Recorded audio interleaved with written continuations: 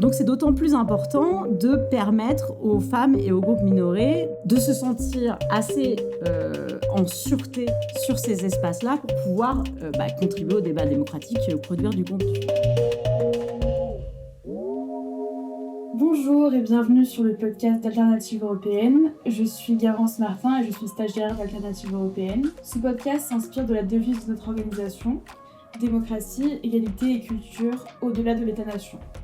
Chaque épisode est structuré de manière à refléter ces valeurs fondamentales en explorant des idées, des témoignages et des initiatives qui remettent en question les frontières conventionnelles, aussi bien politiques que culturelles, et envisagent une Europe plus inclusive et participative.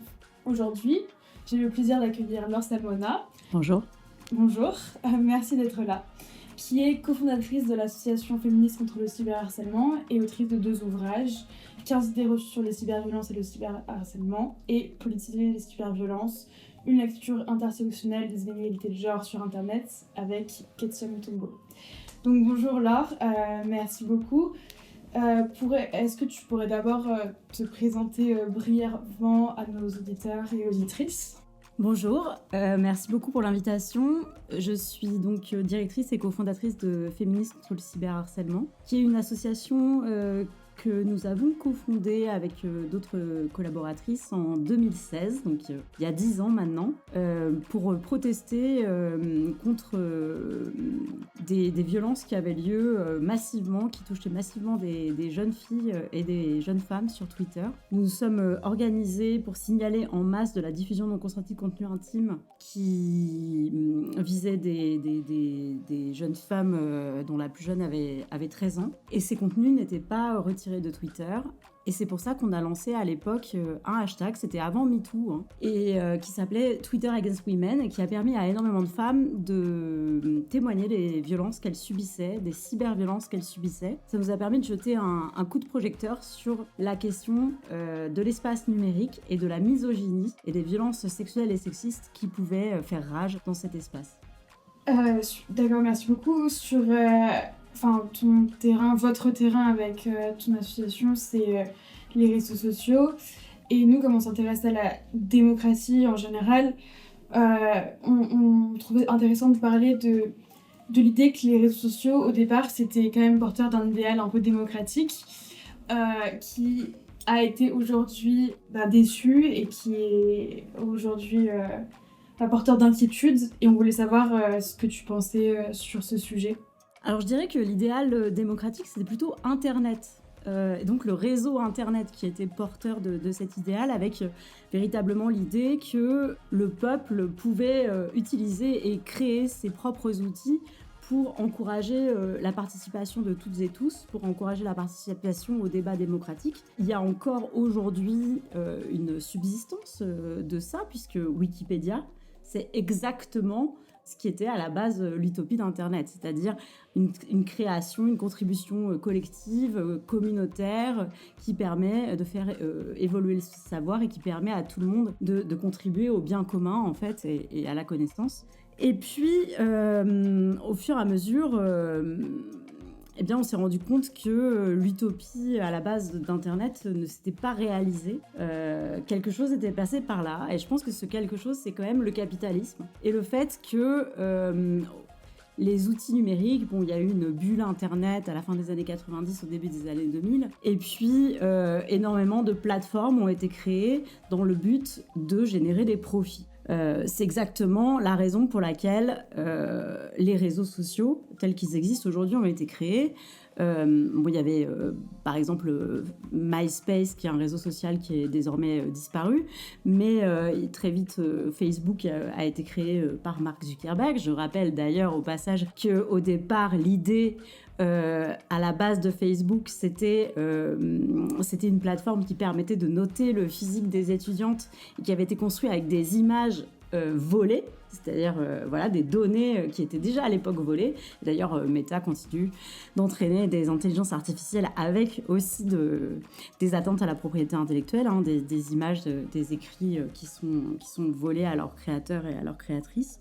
Et donc l'idée maintenant, c'est de générer du profit, et ça a conduit les créateurs de ces plateformes adopter une architecture qui est en elle-même toxique, en fait.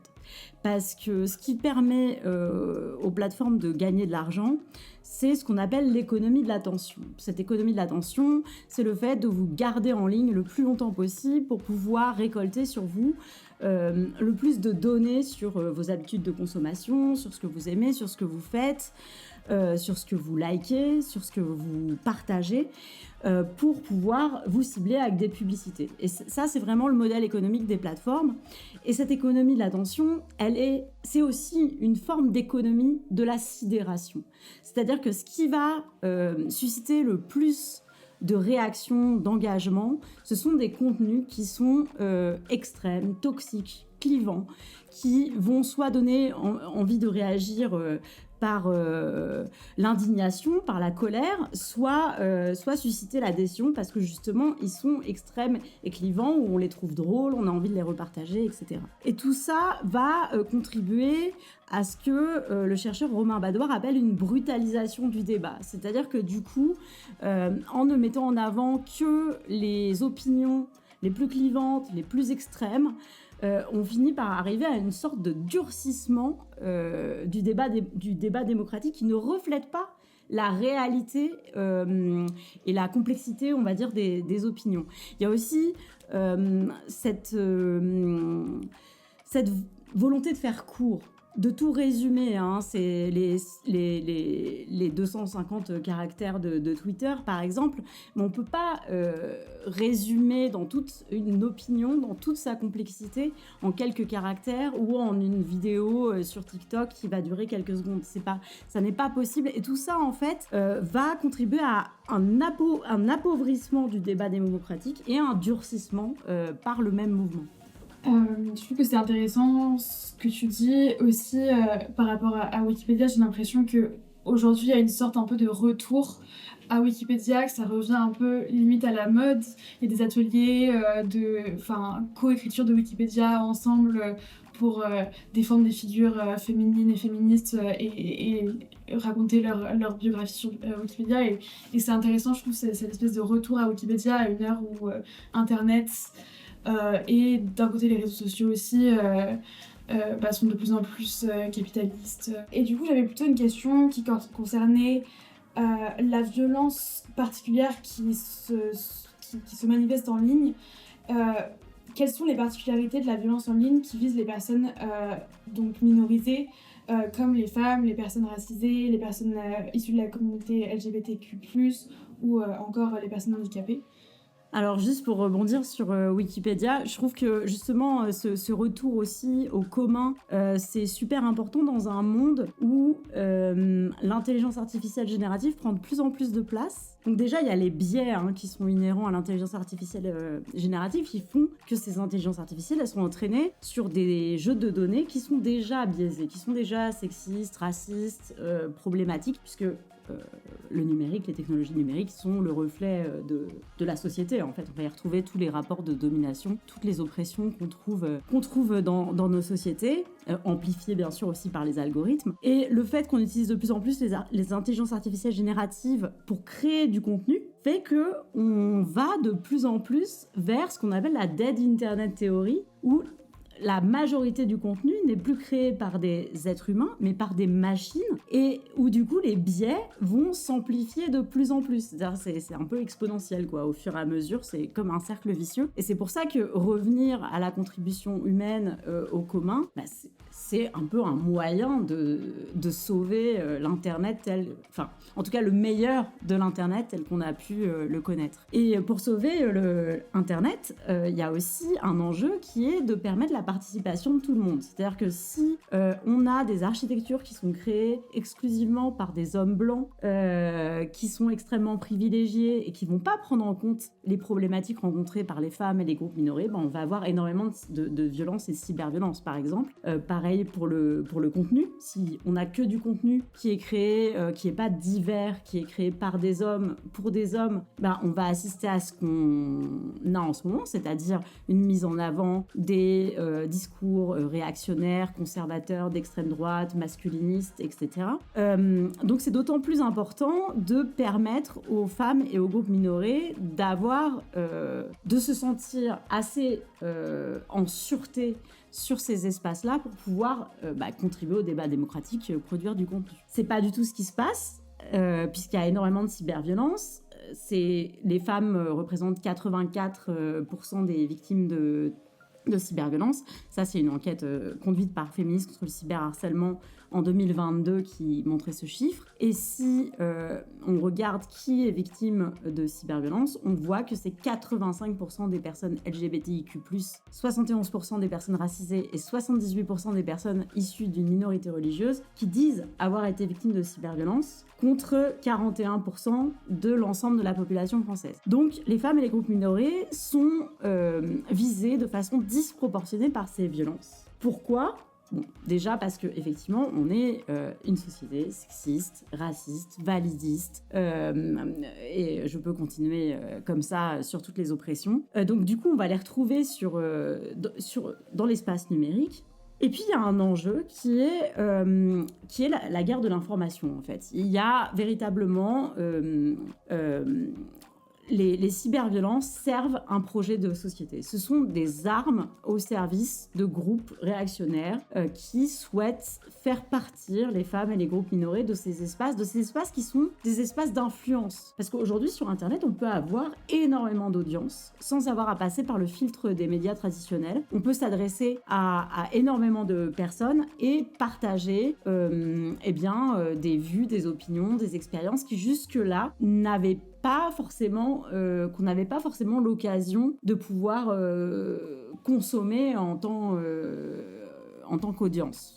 Et du coup, ça a permis des choses comme MeToo, ça a permis l'émergence de ce hashtag MeToo autour duquel énormément de femmes ont pu témoigner des violences sexuelles qu'elles avaient pu subir. Ça a pu amener des sujets de société, c'est aussi grâce au travail, par exemple, d'Anaïs Bourdet et du Tumblr Paytashnek qu'on parle maintenant de harcèlement de rue, qu'on a même un mot pour désigner ces violences qui, avant, on n'avait même pas de mots, on considérait ça comme une expérience normale quand on était une femme dans l'espace public. On voit que là, ça s'est aussi un peu transposé à l'espace numérique, puisque les femmes subissent exactement le même type de harcèlement par le biais des outils numériques, avec le même but poursuivi, qui est de les faire taire, de les faire se sentir pas à leur place dans cet espace. Et tout ça concourt à vraiment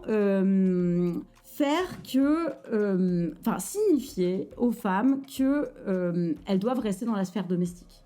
Que la sphère publique, la sphère d'influence, la sphère médiatique, la sphère numérique, ce ne sont pas des espaces où qu'elles peuvent investir de façon sûre, qu'elles y subiront toujours des violences. Et ça, c'est vraiment une manière de leur faire mesurer le prix de leur rébellion contre l'ordre établi, contre l'ordre patriarcal, contre l'ordre blanc-triarcal aussi. Et donc, c'est vraiment une bataille pour l'hégémonie culturelle. L'extrême droite a même théorisé ça très très tôt en appelant ça le gramscisme technologique.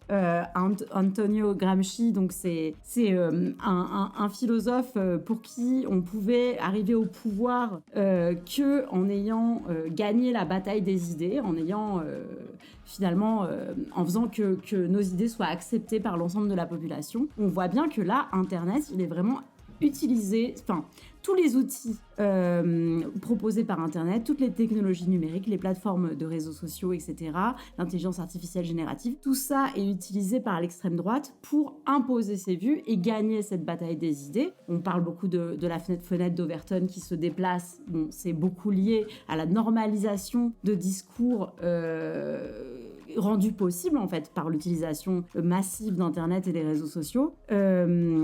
On a même l'utilisation donc de bots, de robots numériques qui vont créer du contenu à la place des humains, ou de l'intelligence artificielle générative pour faire ce qu'on appelle de l'astroturfing, c'est-à-dire imposer des idées ou des débats d'idées comme si elles étaient tendance dans l'opinion publique, alors que c'est totalement faux, mais ça finit par être performatif, ça finit par s'auto-réaliser parce qu'à force de matraquer des termes, par exemple, aujourd'hui, une campagne des masculinistes, c'est de questionner le droit de vote des femmes. Et ils arrivent vraiment à en faire un sujet, alors que jusqu'ici, c'était quelque chose dont on ne parlait pas, et ça a vraiment été imposé dans le débat public par justement cette utilisation des réseaux sociaux. Quelle forme prend le masculinisme en ligne spécifiquement et comment la structure des réseaux sociaux rend possible ce contenu?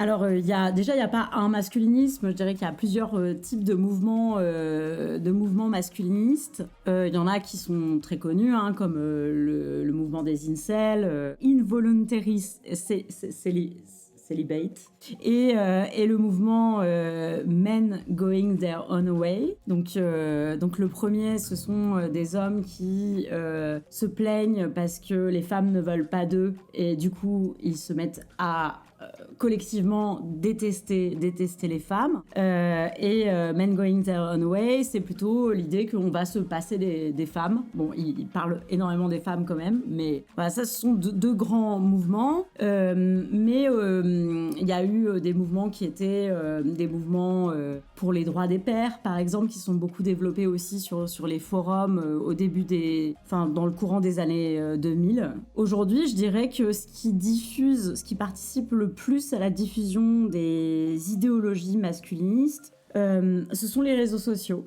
Parce qu'il y a énormément d'influenceurs avec une forte audience qui vont quelque part vendre une vie meilleure à des jeunes hommes qui sont à l'adolescence, en recherche de repères, et du coup qui vont leur dire moi je vais t'expliquer comment tu peux gagner de l'argent, comment tu peux mieux séduire les femmes, comment tu peux avoir un meilleur mindset, et qui vont donner vraiment des conseils en développement personnel, des conseils en musculation pour être la meilleure version de soi-même. Et je dirais que ces influenceurs, ils sont assez dangereux parce que quelque part ils vendent du positif, ils vendent du rêve, à la différence des incels qui, même si au final on a plusieurs attentats terroristes et tentatives d'attentats terroristes qui sont liés au mouvement incel, c'est un mouvement qui est plus dans la victimisation, là, une position un peu victimaire par rapport à une crise de la masculinité où on perd des repères et où finalement la seule solution est extrême en fait, puisque c'est quelque part une misogynie extrême et le fait d'aller tuer des femmes. Les influenceurs qui sont sur les réseaux sociaux, eux, ils sont plutôt dans une logique de générer du profit, donc de monétiser cette misogynie et donc de la rendre peut-être plus attrayante, plus sexy pour les jeunes hommes. Ils maîtrisent très bien les codes des réseaux sociaux et en ça, ils vont réussir à diffuser cette idéologie de façon massive et de façon plus ou moins masquée parce qu'elle est quelque part un peu dissimulée dans tout un contenu qui peut être des conseils en développement personnel, en musculation, etc. Et en séduction pour gagner de l'argent. Et du coup, ce qui fait que cette haine, cette misogynie, elle est aussi bien monétisée, c'est que les algorithmes vont la mettre en avant. Il y a plusieurs études qui ont montré que des plateformes comme TikTok, comme YouTube, mettaient en avant les contenus masculinistes. Et c'est encore une fois, en fait, cette problématique de l'économie de l'attention, où on va montrer ces contenus parce qu'ils font réagir, parce qu'ils suscitent l'adhésion, mais aussi parce qu'ils font réagir. Et d'ailleurs, le sujet du masculinisme en ce moment, tout le monde en parle et c'est un sujet qui fait beaucoup d'audience, qui intéresse beaucoup les médias, qui intéresse beaucoup aussi les politiques. Et du coup, on voit bien que ça devient quelque part la question des mouvements masculinistes comme la misogynie deviennent des sujets qui sont générateurs de profit en fait et d'attention. Et face à ça, est-ce que tu penses qu'on peut toujours utiliser les réseaux sociaux pour créer une culture féministe, des communautés féministes, et je pense notamment à la campagne à l'origine des féministes contre le cyberharcèlement sur Twitter Against Women, qui était certes il y a plusieurs années, donc je pense que peut-être que ça va influencer ta réponse, mais est-ce qu'aujourd'hui, en tenant compte de la structure des réseaux sociaux, on peut toujours mener des combats féministes sur les réseaux sociaux ? Alors, c'est encore une fois, est-ce qu'on peut encore mener des combats féministes sur des réseaux sociaux très utilisés comme X, Instagram, Facebook voilà, ça c'est une vraie question où finalement il faut aussi parfois se dire quelle est la balance bénéfice-risque. Est-ce que j'ai vraiment besoin de cette audience que me donnent ces réseaux sociaux et de continuer à être en insécurité, parce que vraiment, sur ces réseaux, on peut être très menacé en tant que militante féministe ou en tant qu'organisation féministe. Par exemple, le planning familial est sans cesse attaqué et cyberharcelé. Beaucoup de militantes féministes le sont aussi. Et aussi, est-ce que j'ai envie de continuer à faire gagner de l'argent, finalement à offrir mes données, à offrir le fait de créer des contenus pour ces plateformes qui sont que des coquilles vides sans moi. C'est une vraie question et je pense qu'on devrait se poser collectivement. Je pense pas que ça soit un choix individuel à faire, mais ça peut être un choix collectif et féministe qu'on peut faire, de se dire, mais en fait, collectivement, on va décider de quitter massivement ces réseaux qui sont des lieux qui sont dangereux pour nous. Et d'ailleurs, Féministes contre le cyberharcèlement a lancé là autour du 8 mars une campagne, mais une campagne à long terme de grève féministe numérique pour justement refuser collectivement d'enrichir ces réseaux sociaux qui passent leur temps à nous violenter. En revanche, Internet peut être un terrain de lutte féministe et il l'est depuis très longtemps. Les cyberféministes, il y a toujours tout un mouvement cyberféministe, de hackeuses féministes aussi. Il y a des serveurs communs féministes. On peut créer, par exemple, sur des réseaux décentralisés comme Mastodon, nos propres instances d'hébergement et décider des règles. Il y a plein de choses à faire, il y a plein d'outils libres aussi qu'on peut utiliser. On voit qu'une association comme celle à l'origine de la messagerie Signal a réussi à faire une interface qui est simple d'utilisation, chiffrée de bout en bout, qui permet d'échanger des messages et qui permet de remplacer WhatsApp, Messenger, Telegram avec un outil qui est sustainable, un outil qui est mieux, on va dire, et un outil libre. Donc on peut faire énormément de choses et j'ai beaucoup d'espoir qu'on puisse réussir à se réapproprier Internet, mais pour ça en fait il faut le faire à plein de degrés, parce que comme je disais, l'architecture même de toutes ces plateformes et de toutes ces technologies numériques, elle est trop souvent encore créée par des hommes très privilégiés. Et donc, il y a vraiment un enjeu à faire en sorte que les femmes investissent de plus en plus ces terrains-là, le terrain du développement des outils technologiques, de l'intelligence artificielle, etc. Et ça, c'est vraiment aussi un travail, on va dire, de campagne, de représentation, d'orientation des femmes et de lutte contre les stéréotypes sexistes, on va dire. Au départ, ce sont massivement les femmes qui étaient programmatrices avant l'arrivée de l'ordinateur, du micro-ordinateur.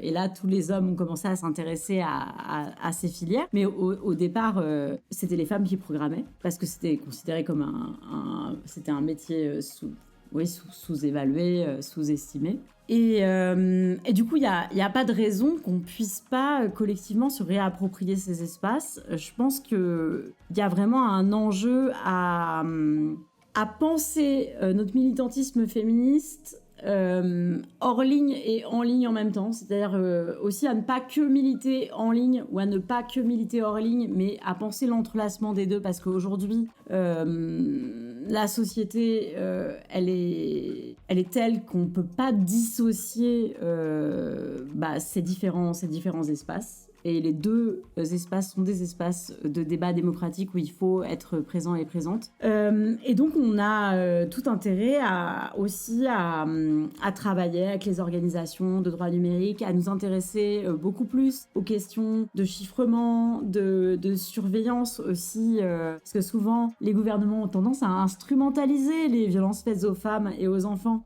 pour faire passer des lois qui sont toujours plus attentatoires aux libertés et aux droits fondamentaux. Là, aujourd'hui, on le voit avec le contrôle d'identité en ligne qui va probablement être généralisé.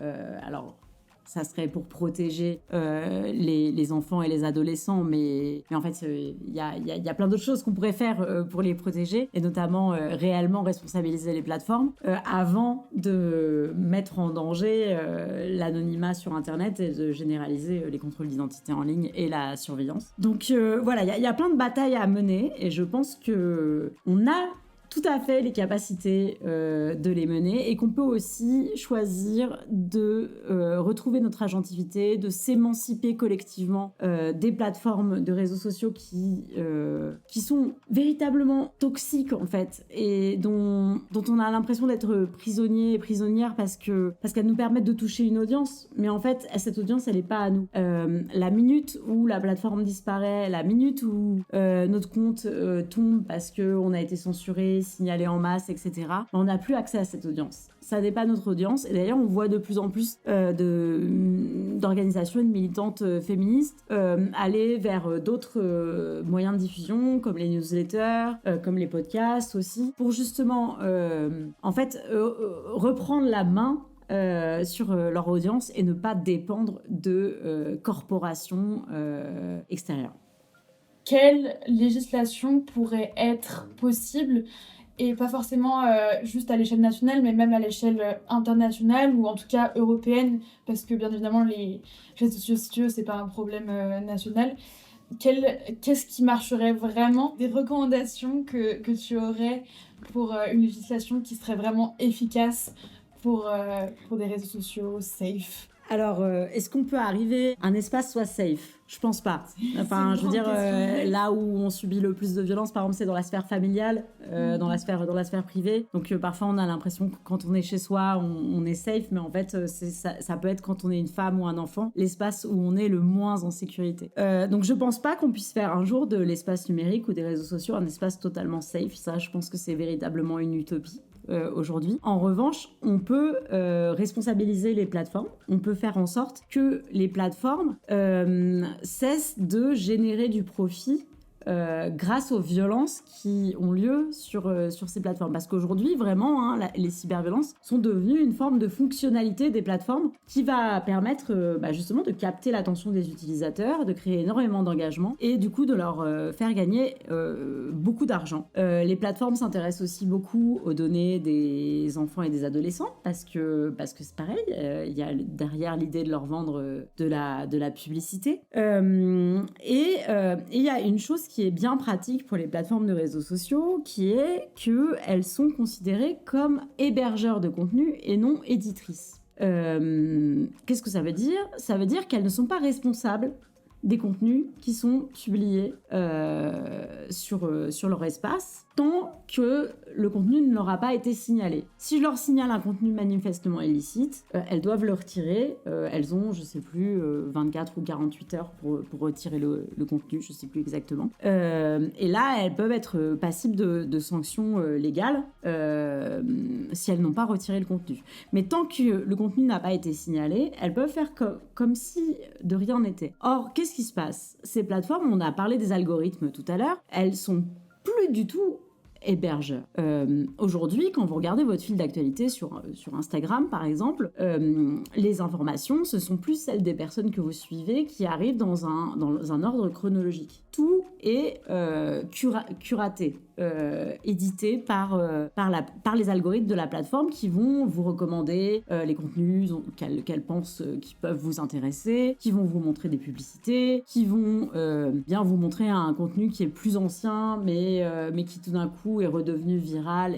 Voilà. Donc tout ça est curaté par la plateforme, ce qui du coup, pour moi, fait des plateformes des éditrices de ces contenus. Aujourd'hui, la législation ne les responsabilise pas par rapport à ça. Par ailleurs, on peut aussi espérer beaucoup du règlement européen sur les services numériques, donc le Digital Services Act, qui est entré en vigueur depuis 2023 et qui impose aux plateformes de lutter contre les risques systémiques qu'elles induisent pour leurs utilisateurs et leurs utilisatrices. Et si elles ne le font pas, elles peuvent être exposées à des amendes qui vont jusqu'à 6% de leur chiffre d'affaires global. Donc, ça peut leur faire très mal au porte-monnaie. Et ce qu'il faut vraiment, c'est que ces amendes, elles soient appliquées, que le règlement européen sur les services numériques soit bien appliqué, et que les plateformes soient tenues responsables, en fait, des contenus qu'elles infligent à leurs utilisateurs et utilisatrices.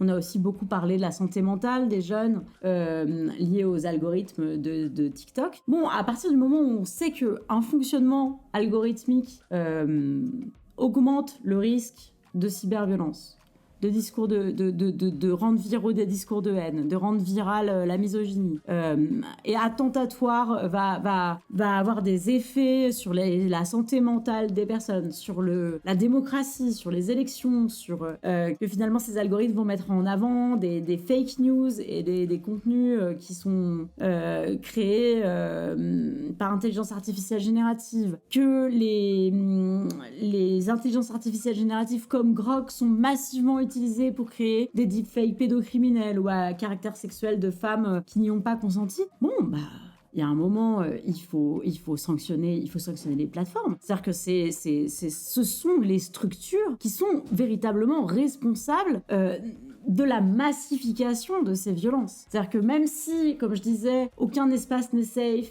on peut avoir l'utopie d'un monde sans aucune violence, mais voilà, peut-être que ça n'est pas atteignable. En tout cas, par contre, on peut lutter contre la massification qui, là, est vraiment liée à l'architecture de ces plateformes et à une architecture qui est créée pour générer du profit. Et à un moment, il faut réguler, il faut taxer, à Féministes contre le cyberharcèlement, on avait fait une pétition pour taxer les plateformes de big tech, des big tech, et que cette taxe, cet argent, sur le principe du pollueur-payeur, soit dévolu à la lutte contre les cyberviolences, contre les discours de haine en ligne, etc., et à l'accompagnement des personnes victimes. Donc, je pense qu'on peut faire plein de choses, et aussi, et ça, c'est là où le bas blesse souvent, on peut aussi faire en sorte de lutter contre les discriminations, contre les oppressions et les violences dans le monde tangible. Ça coûte cher. C'est pour ça que souvent les gouvernements et les pouvoirs publics préfèrent faire passer des lois ou des effets d'annonce comme justement l'interdiction des réseaux sociaux aux moins de 15 ans. Mais on voit bien que ça fonctionne pas. En Australie, ça a été voté et aujourd'hui, les adolescentes utilisent des VPN, transgressent, utilisent les pièces d'identité de leurs parents. Il y a même des vidéos qui circulent qui montrent que en fait avec un visage dessiné sur son pouce, on peut passer la reconnaissance faciale. En fait, il y a aussi cette idée de la balance bénéfice-risque. Est-ce qu'on va vraiment protéger les enfants et les adolescents en récupérant toujours plus de données, des données biométriques, des données qui sont extrêmement... qui peuvent être sensibles, qui sont en tout cas des données particulières, qui vont être ensuite stockées par des plateformes qui sont même pas souveraines, enfin qui sont pas basées, dont les sièges ne sont pas basés en Europe. Donc voilà, ça pose aussi la question de jusqu'où on est prêt à abandonner des libertés, à confier des données biométriques sensibles à des entreprises privées et tierces dont on ne sait pas ce qu'elles vont faire, pour hypothétiquement protéger des adolescents et des adolescentes. Et on sait bien que l'interdiction, c'est jamais ce qui a permis... ça ne permet pas de protéger les gens. Il faut des politiques de réduction des risques, il faut des campagnes de prévention, d'information, de sensibilisation. Il faut aussi des dispositifs d'accompagnement des personnes victimes et responsabiliser les plateformes. Eh bien, merci beaucoup, Laure, pour ce podcast. Je te remercie beaucoup pour t'être déplacée, d'avoir discuté avec moi aujourd'hui. Merci beaucoup pour l'invitation, c'était un plaisir.